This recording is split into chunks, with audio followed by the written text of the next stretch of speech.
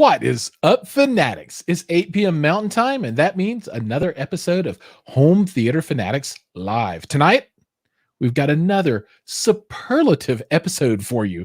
And today, we're going to feature Gabriel Hernandez from Atlantic Technology. Now, if you guys are following the channel, you'll have noted that another Atlantic Technology video has just dropped. So we looked at the 8600 series speakers, and Gabe was guest star in that video. This was his big theatrical release, right? I mean, he got his SAG card and whole deal. He got lines, and he'll get the residuals and the whole deal.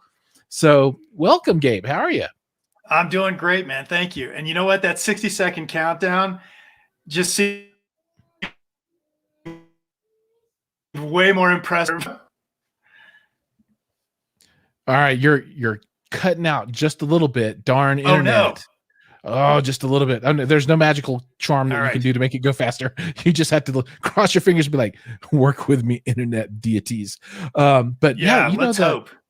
That intro music is, it's like, let's get going. And right, the whole idea though is so that we're just not talking to empty space when we start, right? There are actually some people on. So and it works really, really well. So in any event, glad to have you on. But I'm sure there are people out there that are like, who is this dude?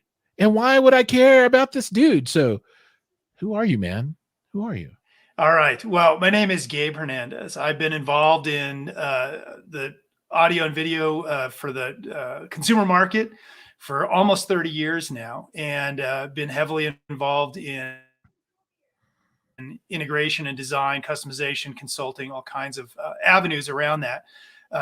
Big passion for movies, big passion for music. And so it really helped maybe mold a lot of my approaches to things and how I attack stuff.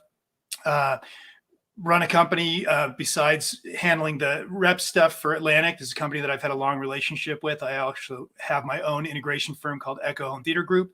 And so we're just, Atlantic's one of our big brands. We're happy to promote it and talk about it, and just really excited to be here. And I really enjoy getting to play. You bring me on board to do some cool stuff. So it's a lot of fun. Oh, I absolutely love it. I'm really glad that Gabe is like just on the other side of town for me. And, of course, that's still like half an hour away. It's so far. But no, it's fortunate that we're both here together and we're both into this stuff. It's like, what are the odds, to find someone who's into it, that's interested, that'll do, live streams and some videos and stuff like that. So it's really kind of cool. And, you have this really great relationship with Atlantic Technology. And, this was a company that I knew nothing about. I mean, other than, hey, look, I saw them at CEDIA. I don't think I'd ever heard their equipment outside of CEDIA before until I came over and we did that soundbar video, right? That was the first one, the Gatecrasher. And then from there, the 8600 5.1 series with the double 12 sub and the bipolar surrounds or dipoles, however you want to set it. It was in the world's largest center channel. Trademarked. It needs handles. It does. If it had handles, it would be better.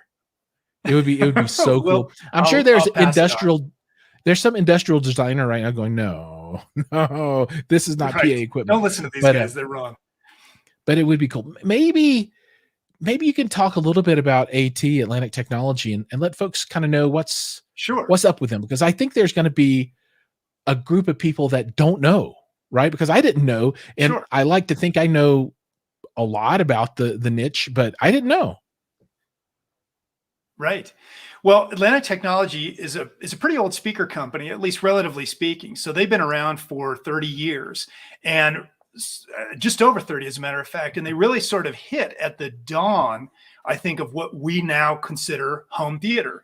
So their tagline used to be the original home theater company, because they were building speakers for that specific application. So it wasn't just trying to figure out, if you're trying to do some type of theater environment at home, what am I using to do that? And they were building products with that in mind, with that design. So they had relationships with THX. They were doing a lot of work and design specifically for those types of environments because they wanted to be able to be the go-to speaker for that. They've never been in big box stores. It's always been on the custom and integration side. So I think that may be where some of the exposure has been harder for people to get to, but they've got a long history. And one of the best things, at least for what I've enjoyed and my awareness of them as a company, that there were a lot of things that I think that they tried to do, or maybe even tried first and experimented with and got some things out of the way. And I know, they were probably one of the first speaker companies that I ever used that was doing an LCR, a left, center, and right that were in a singular cabinet, because all of a sudden you had in the late 90s and in the early 2000s, you had a lot of these flat panel TVs, and everybody's looking at these giant speakers and these center channels that can't sit on anything now. So everybody's improvising shelves to mount above your center channel so you can put one up there. And then you're still trying to figure out where to do right and lefts. And then Atlantic says, well, what if we just take 3 of the speakers that we already build, turn them sideways, put them in a single cabinet?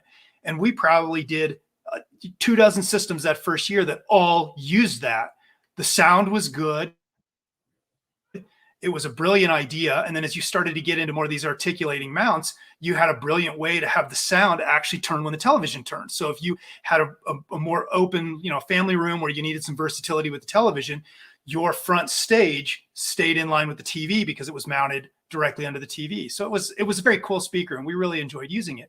But some of my first exposure was with some of their THX designs. So they had a couple of THX speakers. They moved into some Ultra once that became a thing. They had some limited lines once that became a thing. And they've kept most of those lines intact with some few cosmetic changes, but they really haven't changed their speakers a lot over the last probably 15 years or more. And recently they've started to play a little bit now because you've got so much computer aided design, so many things that they can really experiment and try things differently. They're able to give us some new technology based on years of experience, years of reputation. And I think they as a consumer and as a guy who loves their stuff, I'm better for it. I think we all are. Yeah. I was, recently boxing the 8600 series stuff back up to send back.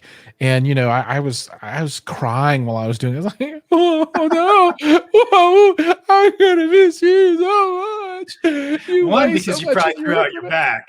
I was going to say, yeah, you weigh so much and you hurt my back when I was taking you out of the theater. But yeah, it's tough to pack those back up because they sounded great. I mean, and after the video was done, I still kept them out for a while. I did some more tweaking and tuning and stuff with those guys, and it just continued to get better and better, especially on the bass side, because I spent a couple of hours and I really worked at tuning and getting that subwoofer perfectly aligned, right?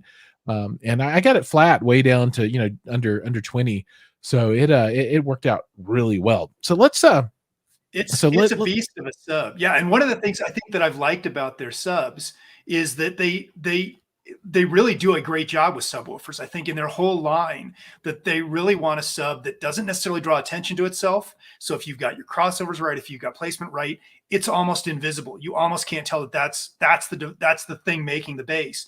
But they really tend to stay in control. So I have, as of yet, never been able to push an Atlantic once properly dialed in to a point where it sounded like it was fluttering or it was working too hard. Their subs are just authoritative and do a great job.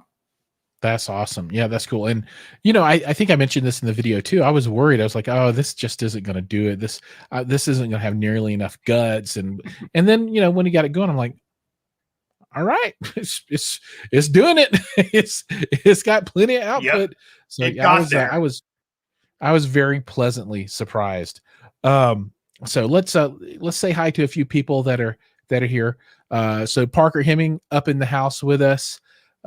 We got Double A. He's here with us, and always happy to have Double A here. He says that the Atlantic technologies look a little bit like the Per-Listens, or maybe the Per-Listens look a little bit like them, since I think they're the newer product. Vastly different technology. The stacks are a lot different, but yeah, I guess they look a little the same. He also asked, did REL reschedule? Not yet. they said they will, but not yet. And as I leave on vacation tomorrow, we'll see. It'll be a little while before I get that worked out, but I'm working on it.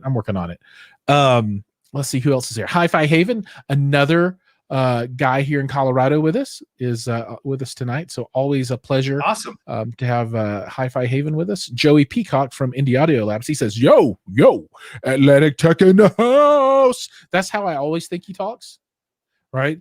I sold AT, love the AT or THX speakers, yo. Good call, man. Yeah. So yeah, it looks like he's got some love for Atlantic Technology as well. Good. Especially back in the day with the THX speaker line. That's kind of cool. And Jim's here with us. And then Facebook user. Very, very secretive guy, apparently.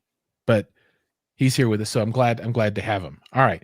Okay, now one thing I want to talk about wants me to give you a system for your house. So I wasn't going to call that out, but I would not be opposed. I saw it. I would not be opposed to that. And just like Hi-Fi Haven says, he likes three-way center channel design. Or I do too. I think three-way is the way to go. I'm loving it. And he says that since the center channel handles 70% of all the audio for movies, it better be big. And I agree. I mean, if you can't handle your vocals and anchor that to your center and get it right, then the entire experience is diminished. Right. And Paul's just jumped in. What's up, Paul? Hey, glad to have you here with us, man. What's going on? Long time no see. I don't know that I've seen Paul ever here before. I don't think so. Maybe he's a new guy. Welcome, Paul. We love new folks. And then Jim's like, I think Jim has done everything in his life. He has done a lot of cool stuff. And he used to rep AT when Peter was there at the very beginning. That's cool, man. That's awesome. That's super cool. Yeah, so let's it's a club. It is a club. It's the AT Club. And I feel like I've been missing out on it because I really was. I mean, I didn't know. I guess you don't know what you don't know until you know that you don't know it, because somebody points it out and they say, our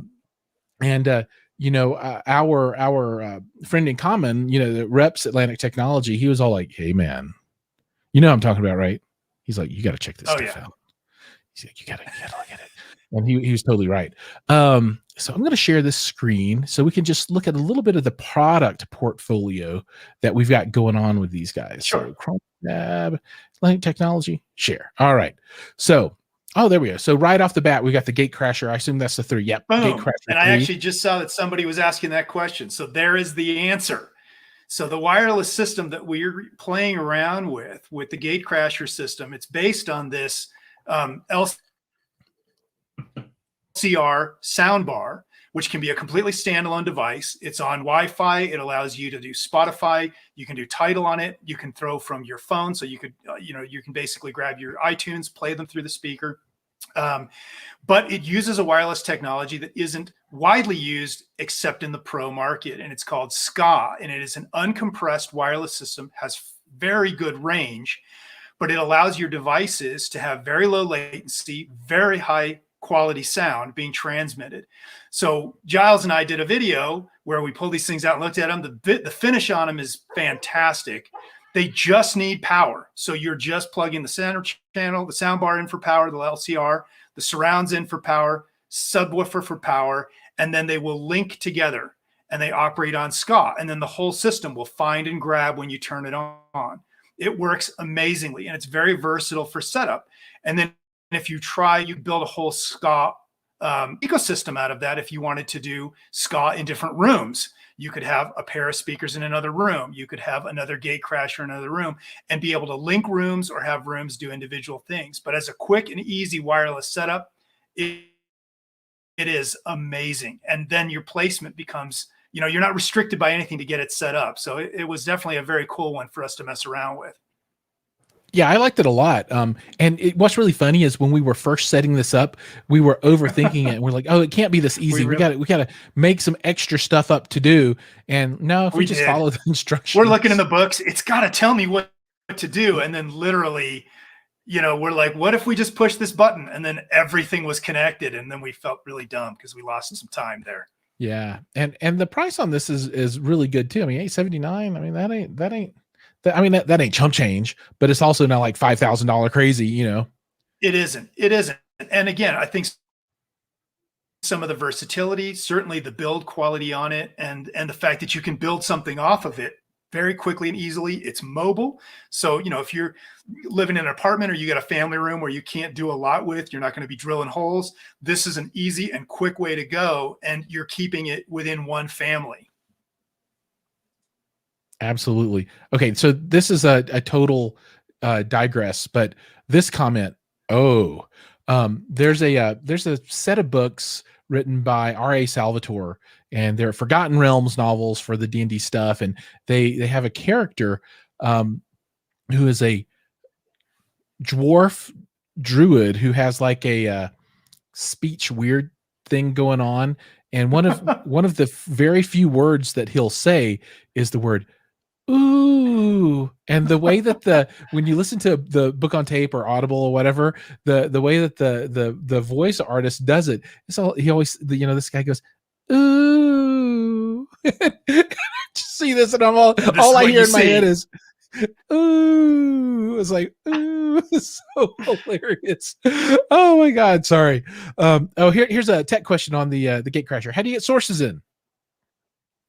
All right, so you've got an HDMI input that's works off of ARC. So in this case, you're going to be using your television as your main switching for your video sources, but you've also got an optical input that you can feed in, and you've got analog right and left channel inputs as well. So then you can cycle through the different inputs. But if you're strictly using it in a video type of environment, everything's going to be routed through the television, and then your ARC, your ARC channel is going to return into the soundbar.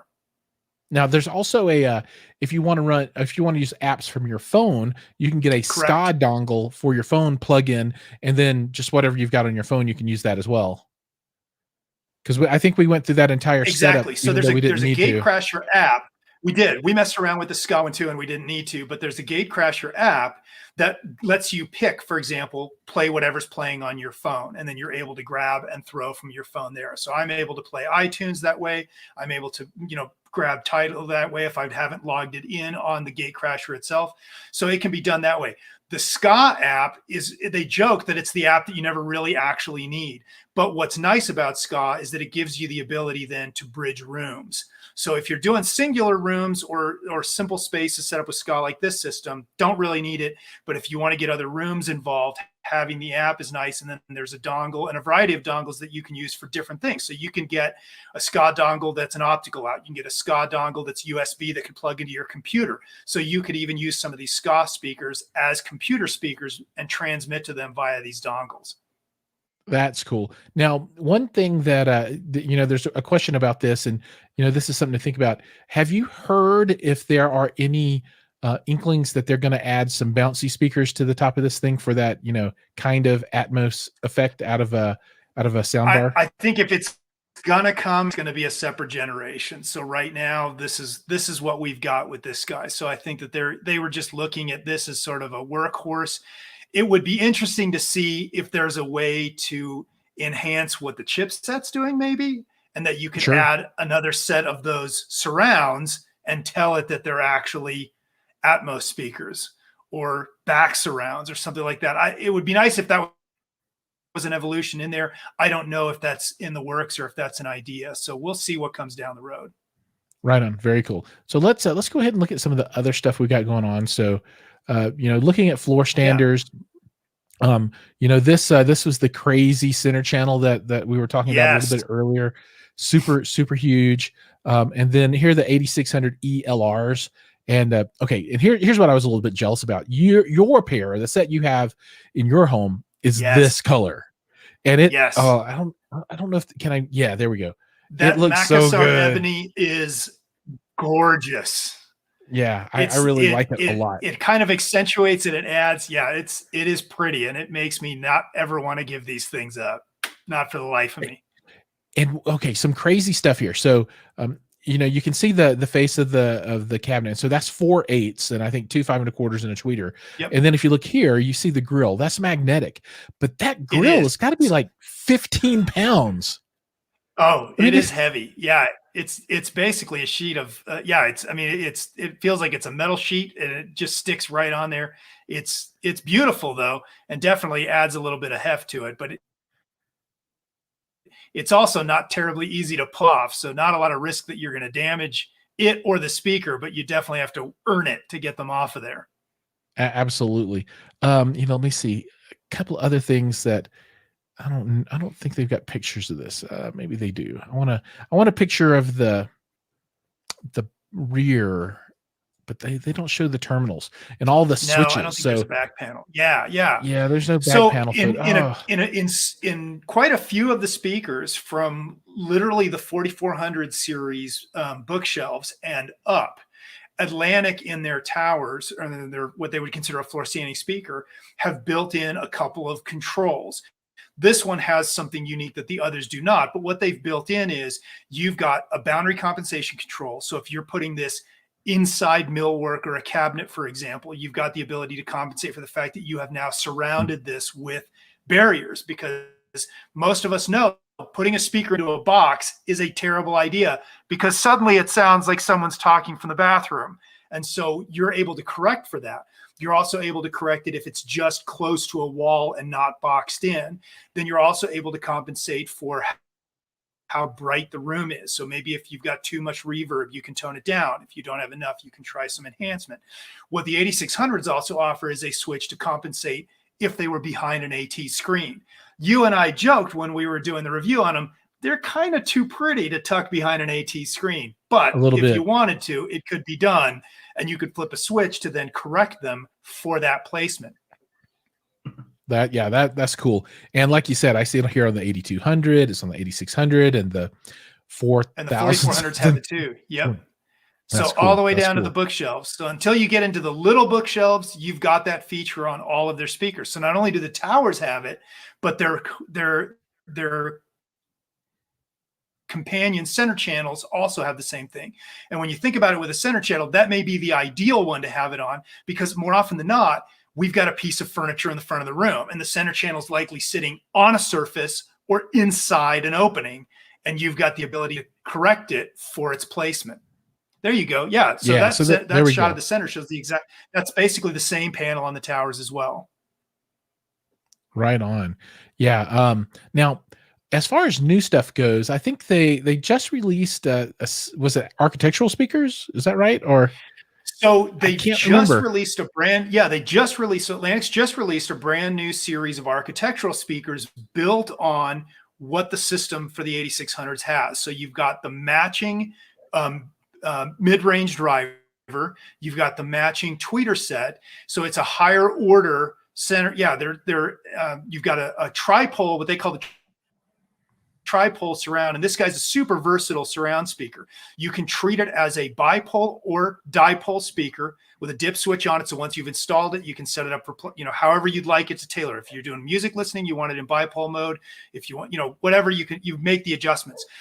That speaker will also do wide range stereo, so that you can treat it as a broader spreading stereo speaker because of the two tweeters, or you can treat it as a single channel stereo speaker because of the two tweeters, because it's a dual voice coil design.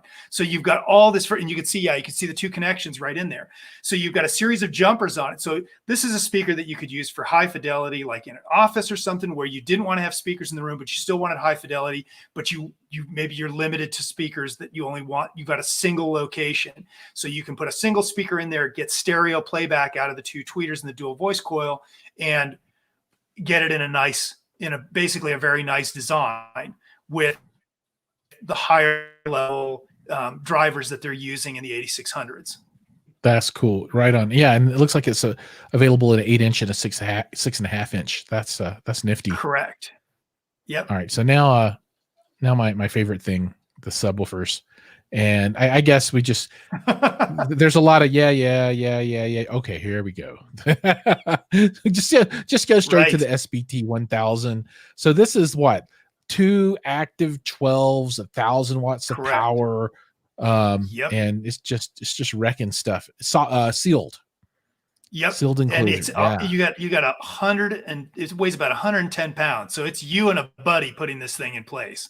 Pretty much. Yeah. You have to roll it like end over end if you're just doing it by yourself.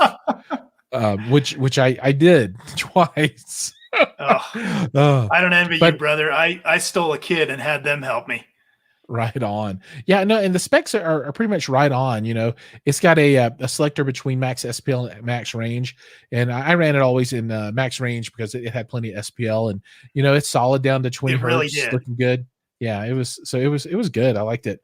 I think that actually the SBT 500 with 10s, if it's really solid down to 23 hertz, I think that's even more impressive. I've not seen one of those in person, but it's what, 18, like 4 inches smaller on every dimension, right, and half the weight. So that's I mean, that's pretty darn good coming out of 10s to get down to 23. At an appreciable volume. I'm down with that. And I think that, and you and I were talking about, even with the measurements that you'd pulled with the towers and with the sub, Atlantic, we've always tended to kind of err on the side of caution when we spec them. So, if it's saying 23, it's probably very legitimately happening at 23. That makes a lot of sense to me, and I agree. So let's a couple of notes here. Let me remove that. The center looks as good as it sounds. I like the look of it quite a bit. I mean, it's big, and you got to have a really big spot for it. But it sounded really great. Yeah, I'm good. Rather a tower. I mean, the sound quality for voices was natural. Yeah. So the I center agree. channel is absolutely amazing. Yeah, I would, if I could use another 8600 tower as a center, I would go that route as well, and put it behind the screen. But if you're using a television or whatnot, that's not really an option. So right, enter the horizontal center channel. But yeah, no, I agree. That would be cool. Double A says, hey, he wants a demo in Michigan. So Gabe, let's get you on the road. It's the road show. Let's do it. Yeah. And a question around, any Dante in the future. I mean, that's super pro when you get up into Dante, right? I don't know. I don't know. Yeah. I guess we'll see. And then Dalimandrum has joined us. I don't know if that's a good wizard or a bad one, but he is definitely mystical. So I'm glad to have him here with us. All right. Now, with that, it's halfway through the show, and we're going to now move on to a little section that I like to call Content Corner. Oh, nice. Now, let's take a break and stroll down to a cozy little place I like to call Content Corner. This is where we talk about all the cool content we love to consume. And this week's focus is Lil Dicky. So, my question to everybody out there is, who knows the rapper Lil Dicky? If anybody, it's Dallas from Aperion. It's Dallas. What's up, Dallas? Another cool speaker dude out of the Pacific Northwest. And he is a wizard, by the way. But anyway, enough of him. And we're back to Lil Dicky. So anybody familiar with Little Dicky? A YouTube kind of phenom on the rapping side of the house. Well, lo and behold, I did not know this. His real name is, and I cut and paste this into my notes, David Andrew Bird. So Mr. Bird, aka Lil Dicky, aka Dave, has a television show on FX, and it's kind of a satirical take on his life. So it's quasi autobiographical. How do you say that? Autobiographical. Thank you, God. I knew I kept you around for a reason. So it's, I think it's just kind of a fictionalized version of that to kind of make it interesting. But it's really good. I mean, I am, Double A says Jewish rapper. Absolutely, he is a Jewish rapper. I've watched, I think, the first 6 episodes, and I've been staying up late, last 3 nights, just plowing through these things. I'm like, I got to go to sleep. But, I find myself still up. The binge. I noticed the binge. Now, what I want to do though, and I've never done this before, but I'm going to attempt to apply the patented Home Theater Fanatics ratings, movie ratings, to a television series. This has never been done before. So don't try this at home, ladies and gentlemen. This could cause severe bodily injury, or at least mental fatigue on the part of the listener, one or the other, right? So the sound quality on the show, I give it somewhere between a 0 and 1 out of 10. Because it's a television show and there's nothing special about it at all. Visuals, I give it a 0 to 1 out of 10. Action, 0 out of 10. Horror factor, it depends how you really think about horror, because this isn't like gore or scary horror, but sometimes it's cringe horror. So you go, oh, so I guess it really depends how you classify horror, but I'm going to give it a 0 out of 10 in the classical view. However, next is the comedy section, and I give this a 9 out of 10 because it's absolutely hilarious. Absolutely hilarious. Now, moving on to the heartstrings classification, 0 out of 10. And the new one that I added, because I had to add this for this show, because you can't really understand how to consider the impact of this show without this rating. And I added a lewdness rating. So I give it a 9 out of 10 lewdness rating. I know. I several times when I watched it, I went, I had one of those reactions. So the average on this is probably down like around 1.8 or something. but if the laugh factor's good. Oh, the laugh and the lewd is a lewdy laugh. Ooh, a lewdy laugh. So solid 9 out of 10 if you're into just kind of rank comedy that's probably targeted for 13-year-olds. I'm in. I'm totally in with that. He asked, was it funnier than the last Kevin Hart movie I read? Oh my God. So much funnier. I mean, this is like next level funny compared to the Kevin Hart. The Kevin Hart was like a heartstring comedy, cromedy. It was a cromedy. Was that Fatherhood?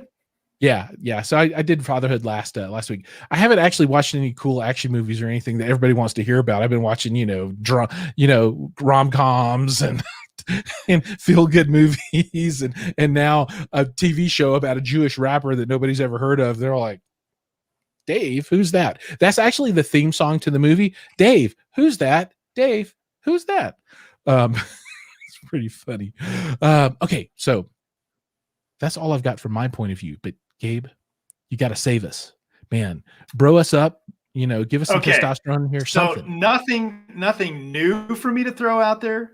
But I watched Tombstone for the first time in probably a decade. Western, and that is definitely calling for a 4K release. It's still not on the horizon yet, but the Blu-ray looks great. The sound is incredible, and certainly Val Kilmer's performance is Oscar worthy. And it didn't get even a nomination, but it is a great movie to watch, and really enjoyed it. Loved the footfalls from the horses was thunderous. The gunshots and the shootouts were amazing and rang around the room. So that the mix that they've got on the Blu-ray is fantastic.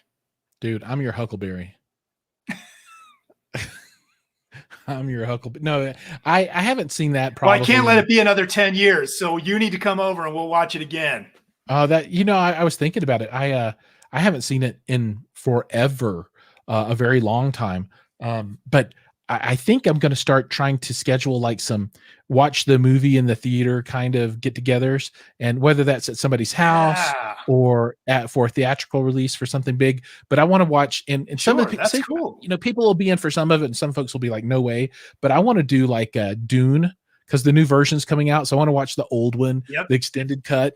So I've got that on Kaleidoscape now and ready to rock and roll. Woo! But I'll be putting that together. So, folks that are in the Colorado region, I can host 3 people at my house because I have 4 seats in my theater. and I'm taking one of them. So I had 3 spots. But maybe that's something we can get together. That'd be cool. And then, for the big theatrical releases, we could all get together at, some Atmos theater, maybe up in Let's Highlands just Ranch make it a something. rotating party. I can do people here too. Yeah, I think that would be super fun. Super duper fun. All right. Now we've killed our content. So he said, Double A says, Dune, the old one is insane. It literally is. I'm your Kwisatz Haderach. That's right. Nice.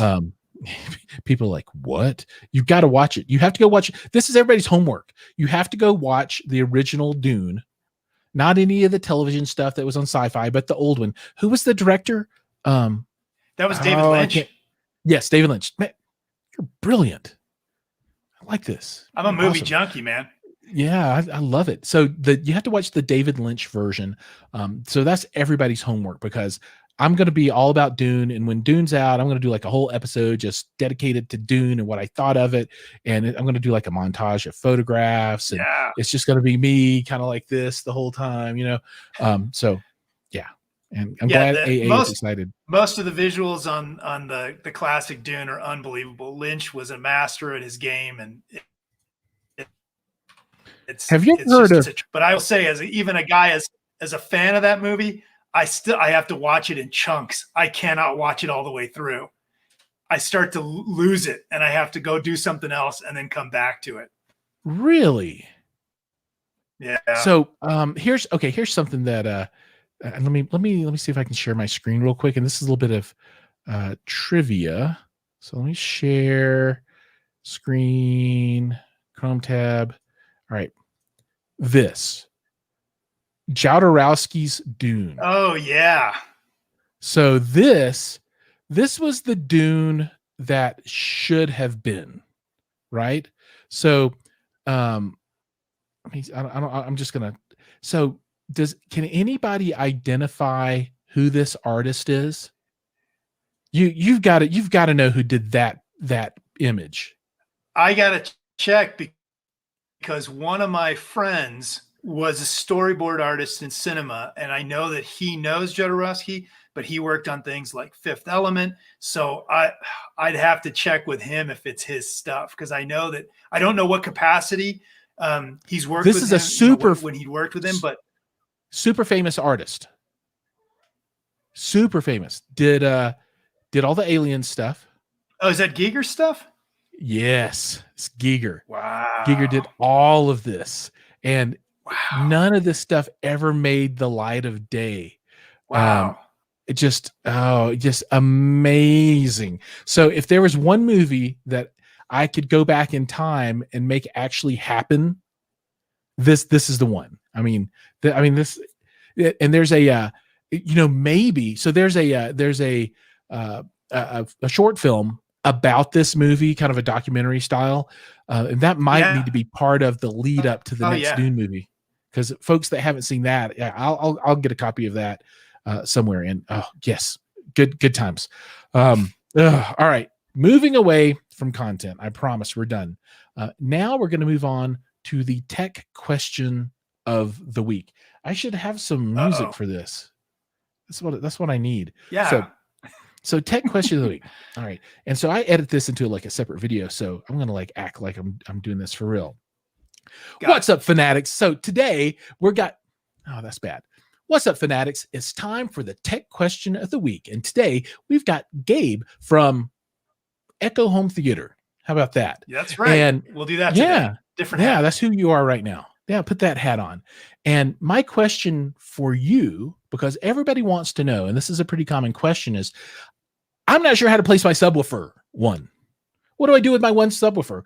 How might I place it in a spot to optimize its potential? All your bass belong to us. There we go. I had to say that because you told me to. That's right. I did, because I was laughing about it. It just sounded, it's like one of my favorite stupid memes. It's a guilty pleasure. And I love it too. The idea made me laugh. So what we've got to consider is that it's sort of the tough one to play around with. All the other speakers in a surround setup have prescribed placement. There's angles, that are vital for the reproduction. So, and it's because these are standards that are used in recording and mixing it. So the engineer is following those standards when he's recording, and every studio is built on that same that same requisite. The one that becomes the trickiest is the subwoofer. There is no prescribed placement in the mixing, anything that they can give you, because it is the one that is most dependent on the room it is in. So it's going to be unique to the room that it's in. So they can't just say, this is where it goes. You need to put it at 45 degrees, and that's what it's going to do. So it really doesn't even matter. It's low frequency pressure builds up at boundaries. So we know that. So we know that obviously getting near a wall is going to change it. Just like we were talking about with putting a speaker in a cabinet changes tonally how it sounds. Same thing's going to happen with a subwoofer. So we want to find a spot where we can maybe maximize the potential. So some of those ideas is, the front corner. That becomes sort of that staple location, because that corner is giving you what they call the trivector. I've got 3 barriers right around that subwoofer that are going to boost and maximize that. So you've got different room modes because these waves are massive. When you consider that the bulk of what you've got is that exciting bass that you're listening to is in that 40 to 50 hertz range, and a 50 hertz wavelength is 22 feet. Now think about your family room for a minute. Not many of us are dealing with a room that's in that size ratio. So a good chunk of the bass that we're trying to produce is larger than our room, which means even reacting against the walls, we're kind of stuck. We've got sound that isn't happening where we need it to happen, where we're sitting. So we're worried about these standing waves or these nulls where the sound just doesn't even exist. So if you think about these waves having to have a peak and a bottom out and then another peak, as it crests, you've got areas in the room that are dead to certain frequencies. So a lot of times you're wondering, why am I sitting in this? Why do I keep having to turn the subwoofer up? I don't have bass where I'm sitting. That may actually be true. So by turning it up, all you've been doing is turning up the frequencies you can hear at that spot and annoying everyone else in the house who is sitting on the nodes for all those big frequencies that aren't happening where you sit. So in a perfect world, and you and I have talked about this, Giles, a dimensionally designed room is the way to go. So if you can start from scratch, that's how you do it, because mathematically you can now design a room that works best where you're smoothing out those waves and changing how, making it more predictable. In a compromised room, which is all of our rooms, I think for the most part, we want to know how to get the best possible bass. So we got to do that really before we've decided on a screen size, before we've decided on acoustical treatment, before we've decided on seating position, because that's the guy that is going to be ruined if we do it wrong. So there's a couple of easy tricks. One, I mentioned, you throw it into a corner, but it isn't just uniquely the corner that's going to decide that. You've got to be looking at seating placement. Rule number 1, easy one, and this becomes more difficult when we're in a small room. You've got to be at least 1 to 3 feet away from the wall from your seats. Nothing can be close to barriers. Part of the reason that you don't want to be there is certain frequencies will be, based on the room shape and size, are going to be building there, and they're going to be much louder than the other frequencies. So I'm going to overwhelm myself with certain frequencies at the expense of others. So I want to move away from those boundaries at least a 1 to 3 foot distance so that I'm outside of some of those ranges. And I may be at a point where some of those ranges, some of those frequencies are dipping and some of them are building, and I've moved into that neat little spot. One of the oldest tricks is always to dimensionally math out the room. Bass is responsive against the barriers in your room, but you've got to remember, our family rooms are generally wide open. We got an open side, we got an open back, depending on the layout of your room. That subwoofer is not responding to the area you call your family room. It's responding to the wall on your left, the wall on your right, which in my case is 40 feet away at the back end of the kitchen, the wall in front of me and the wall behind me. So figure out what those dimensions are and then divide the room into odd ratios. So sit down with a piece of paper, map it out, divide the room in thirds, divide the room in fifths, divide the room in sevenths, do it both directions. In a perfect world, where those lines cross each other is the spots that you want to sit. So can you move the couch into that spot? Can I move the love seat into that spot? In the hope is if it was, if it's again, a perfect room isn't what we've got, but in a perfect world, those would be the right spots. That's the easy one. The slicker one, which is a little more, I don't know, feels like magic, but it's kind of the cool one, but it involves you getting committed to one unique thing. You got to buy yourself a really long sub cable. They're pretty cheap now. You can find really long ones for not very much money. Amazon's your friend in that regard. So the trick is take the subwoofer, put it on your prime seating position, run the sub cable to your preamp or your receiver, run your pink noise test tone. If you've got an SPL meter, you're already cooler than the rest of us because now you can walk around the room looking like Spock with a tricorder. Otherwise, you can download a simple SPL app on your phone. You will now walk the perimeter of the room, and where that signal peaks, you just found the mode that matches the one where the subwoofer is seated, which happens to be your seat. So you just found two spots in the room that correspond to one another. Put the sub in that spot.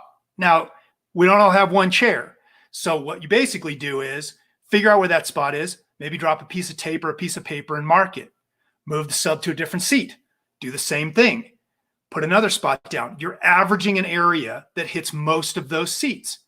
You may find that there's some seats that are way off the map. You know, maybe you got a big L-shaped couch. Some of those seats, the subwoofer's got to be in that corner of the room. And some of these seats, it's got to be halfway along this wall to my left. You got to pick a little bit there and decide, you know, where's the most common seating? Where's my average spot? Once you've got it, either one of those methods, whether you just do the corner drop and the measurements and move your seating around, or you do this reverse one by finding the modes, once you've got it in that spot, run your audio analysis, your acoustic correction on your receiver, your preamp, and you're going to have, you know, you're going to get smoother, fuller, better bass experience because now you've found spots that should be working right for you. And one of them you've proved is the right spot.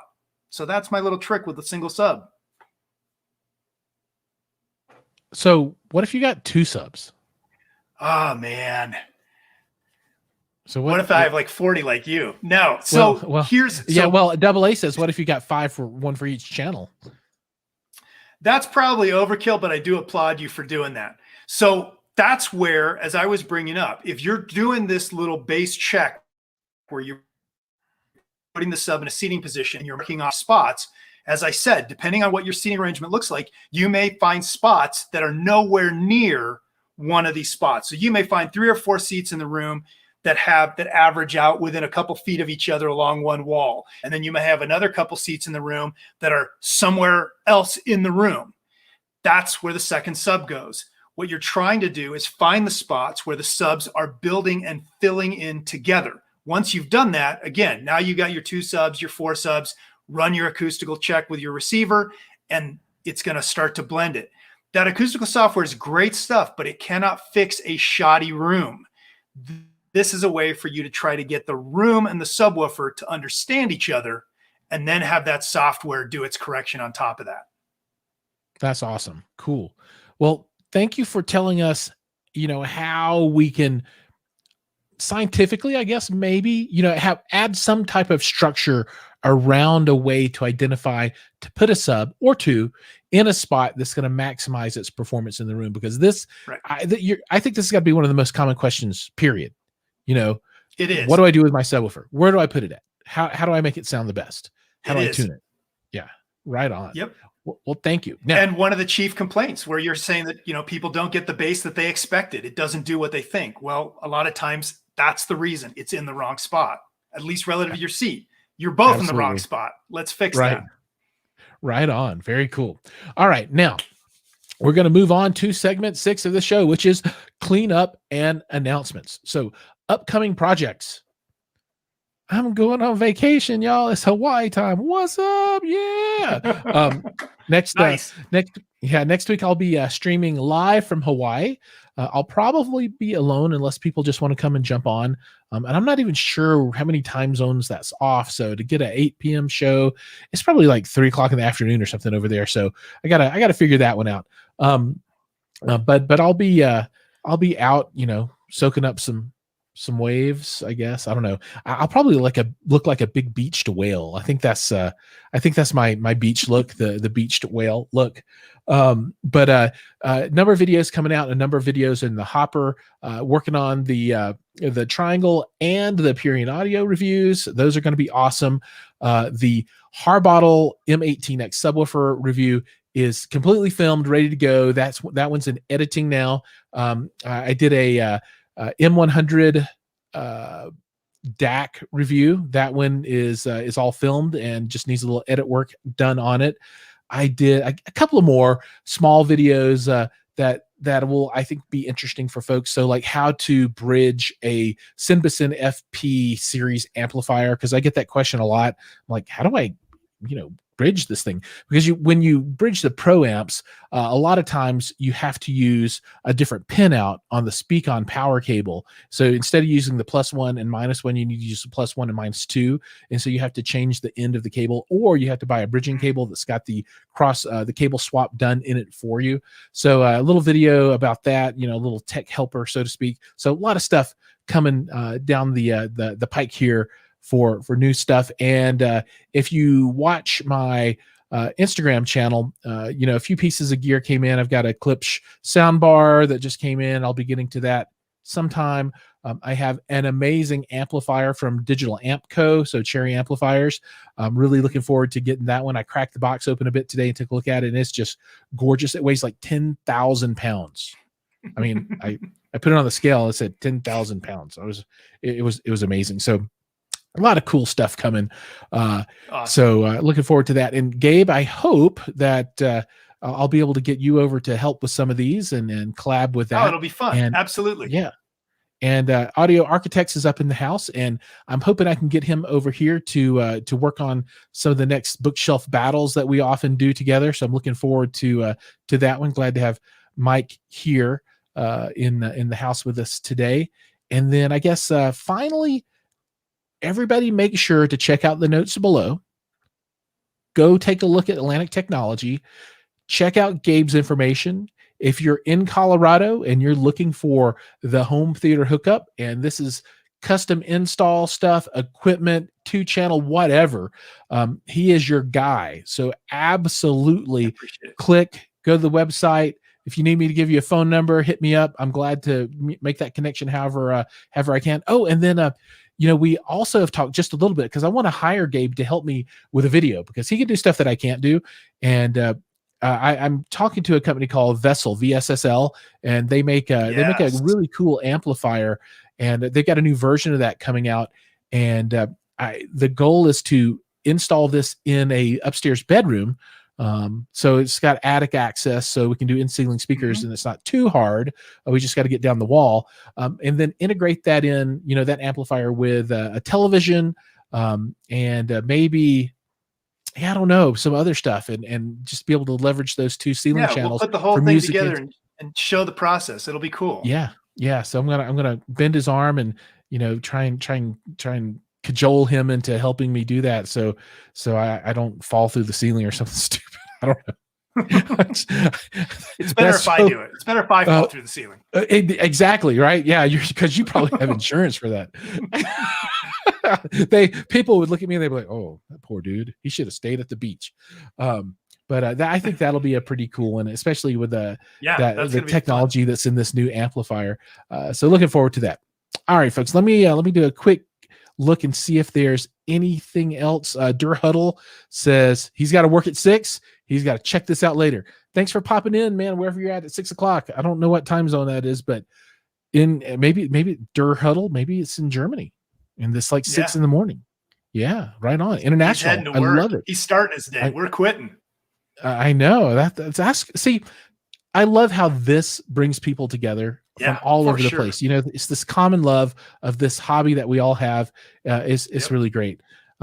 So great advice, by the way, from you. Just so you know, people are totally recognizing that. And then Double A says it's nice to meet you. Thanks, nice to meet everybody. Thanks for having me, man. Of course. Oh, absolutely. And as I always say, everybody, thank you so much for your time. I know you can spend it in any way that you want to, and that you choose to come here and hang out with me and all the other folks in the crew is awesome. And I really value that. Thank you all. Gabe, same for you, because I got you here grilling you on the spot, and you're making me look good. So I appreciate it. No sweat. Right on. Yeah, okay, everybody. Thank you for having me, man. Everybody Take have a care. good night. Yep. And we'll see you guys in the next video.